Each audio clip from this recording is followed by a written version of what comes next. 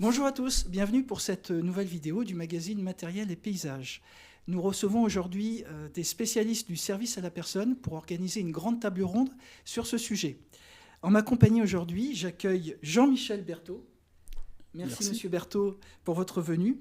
Je vous présente très brièvement. Vous êtes fondateur de l'entreprise Palin Espace Vert qui est située à Saint-Denis-de-Palin dans le département du Cher et qui assure des prestations de création et d'entretien des espaces verts qui inclut bien sûr une activité de service à la personne.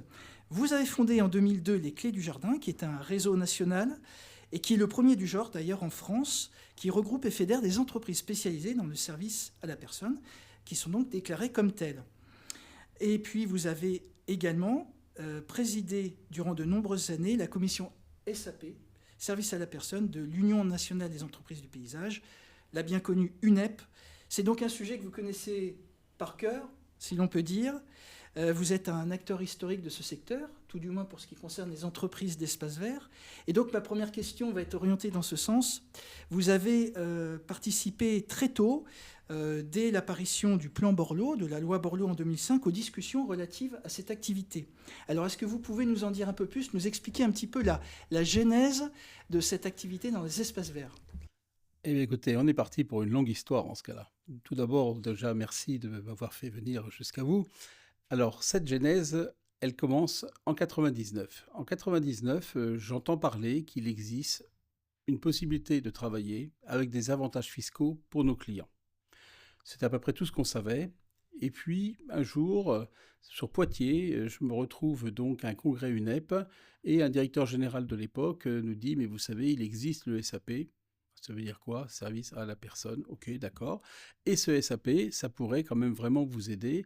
Ça serait peut-être pas mal. Vous devriez vous pencher sur le sujet.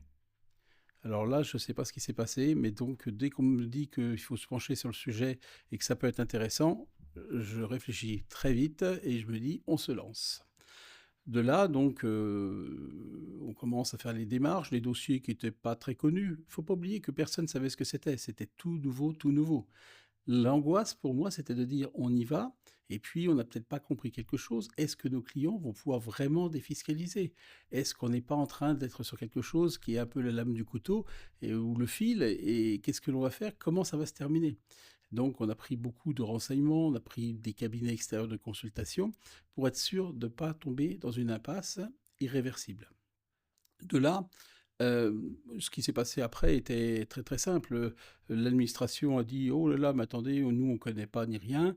Les années, enfin les mois sont passés. Les mois passant, on a avancé, jusqu'au jour où est-ce qu'on a reçu notre agrément et qu'on a lancé l'activité. Cette activité donc qui aujourd'hui fête ses 27 ans chez nous. Un bel âge. Alors, on peut dire que vous avez été un précurseur puisque votre réseau national qui se nomme les Clés du Jardin a été créé un petit peu avant ce fameux plan Borloo. Donc, vous étiez un petit peu en avance, je dirais, sur votre temps. Et est-ce que vous pouvez nous expliquer quel est le principe donc des Clés du Jardin? L'idée, c'est de rassembler des entreprises qui sont déclarées service à la personne. Ce n'est pas une coopérative. Aucunement. Mais l'idée est d'aider, d'apporter un soutien à ces entreprises. Pouvez-vous nous en dire un peu plus ? Alors, nous, localement, on avait la chance, et on a toujours la chance, d'avoir des collègues où l'entente est relativement cordiale, voire très cordiale. Donc, une concurrence, on va dire, gentille. Et là, on s'est dit, mais pourquoi qu'on ne travaillerait pas forcément un petit peu ensemble pour garder tous les avantages de ce que chacun connaît, et puis les quelques inconvénients, se les mettre en commun. Donc on a dit, il faut faire un groupe. Ce groupe, il a grossi, il a commencé à 4-5 personnes. Aujourd'hui, il est grosso modo à 80 personnes. Et ce groupe fonctionne avec juste une volonté, avancer, d'être toujours dans la législation le mieux que l'on peut, être de l'autre côté, avoir donc des clients qui soient satisfaits, très satisfaits, d'avoir bien sûr une rentabilité sur l'activité de service à la personne. Alors donc à l'époque, quand Jean-Louis Borloo, alors c'est pas lui, je pense qu'il avait quand même un secrétariat, nous a envoyé l'invitation, eh bien écoutez, je me suis déplacé et j'étais donc au lancement du service à la personne, le plan Borloo. Alors Jean-Louis Borloo, tout le monde le connaît plus ou moins, même dans les plus jeunes, ils l'ont revu il y a quelque temps, un petit peu ébouriffé, enfin un petit peu un langage, je ne veux pas dire à moitié trivial, mais presque.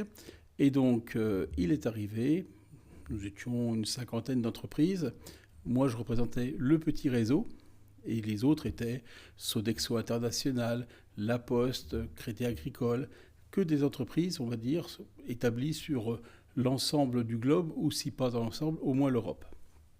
Donc ces gens-là, je les ai un petit peu écoutés, et Jean-Louis Borloo est donc arrivé en disant « Écoutez, vous êtes les flingueurs du chômage ». C'était ces mots exacts, les flingueurs du chômage. Et donc nous sommes partis à bien discuter, à voir. Alors j'étais vraiment la petite structure, parce que quand vous avez Suez, enfin toutes ces entreprises-là, vous êtes vraiment le bébé. Et là, je me rappellerai toujours, à chaque fois, ils arrivaient tous en disant 7 000 salariés, 70 000 salariés, 1 million de salariés. C'était assez impressionnant. Et là, je me suis dit, mon tour arrive, il faut que je m'en sorte. Et là, j'arrive, je fais le calcul, une cinquantaine d'entreprises, que ça avait déjà évolué, il y avait eu 4 ans, une cinquantaine d'entreprises, je dis, allez, à 5 x 5, 25. Et là, je réponds 250 salariés, mais 250 salariés en CDI, à temps plein, avec un vrai contrat de travail. Ce qui n'était pas du tout le cas de toutes ces grandes enseignes qui étaient plutôt en train de faire des ajustements. Et là, Jean-Louis Borloo, toujours dans sa forme olympique, je veux dire, applaudit. Donc ça m'avait décontracté. Et une fois ces applaudissements, on s'est rencontrés, etc. Et franchement, on était vraiment en phase par rapport à ce qu'il souhaitait, c'est-à-dire un développement économique. Alors flinguer le chômage, on va dire, essayer de limiter le chômage, le travail au noir, et donc repartir dans une économie d'entretien de jardin, on va dire, avec une facilité qui était donc les 50% pour le client final. C'est toujours pour le client final, c'est pas pour nous. Pour le client final, donc d'impôts en moins. Et vous disiez que à cette genèse, vous représentiez finalement quelque part peu de choses par rapport aux grands acteurs, aux autres acteurs économiques. Et pourtant, on peut dire aujourd'hui que le jardin, l'entretien du jardin est devenu un des secteurs d'activité du service à la personne les plus importants. Alors, sauf erreur de ma part, je pense qu'on arrive troisième. Troisième avec donc tous ceux qui sont derrière et puis 2 devant. Donc c'est quand même une bonne position. Bien sûr, on a eu beaucoup de nos détracteurs, on va dire, qui sont là en train de dire oui, mais si vous avez un jardin, c'est que vous avez une maison, donc c'est pas normal que vous ayez... Bon, voilà. Nous, on n'est pas du tout dans cet esprit-là. On est vraiment sur le terrain, on connaît le terrain, on n'est pas dans un hémicycle. Et sur le terrain, ce qu'on peut dire, c'est que les gens ont besoin, à tout âge, quand ils peuvent se permettre ou quand ils ne veulent plus faire parce qu'ils ne peuvent pas, parce qu'ils n'ont pas envie, parce qu'ils ont d'autres activités, eh bien écoutez, le jardin, ça permet de libérer du temps. Il y a la notion de care, donc qui va aider des gens en perte d'autonomie ou en semi-perte d'autonomie, donc à entretenir leur espace extérieur, qu'ils ont toujours entretenu eux-mêmes la plupart du temps. Aujourd'hui, en plus, on sait très bien que, bon, avec la météo, on profite vraiment de cette pièce extérieure du jardin de plus en plus. Donc, avec cette notion de care, c'est de pouvoir aider. Autant qu'il y a une petite dame qui va être, ou un monsieur d'ailleurs, en train de faire un ménage, autant qu'on va avoir quelqu'un peut-être pour l'autonomie, autant que si on sort et qu'on voit son jardin en friche, et bien après, c'est la dépression. Donc la dépression, c'est pas bon pour l'économie au niveau de la Sécu non plus. Et donc, ce qu'il faut, c'est voilà, continuer, que ces gens-là puissent profiter, soient bien dans leur bien-être, dans leur tête, pour profiter de leur jardin qu'ils ont toujours connu et qu'ils veulent aussi partager avec leurs proches aujourd'hui.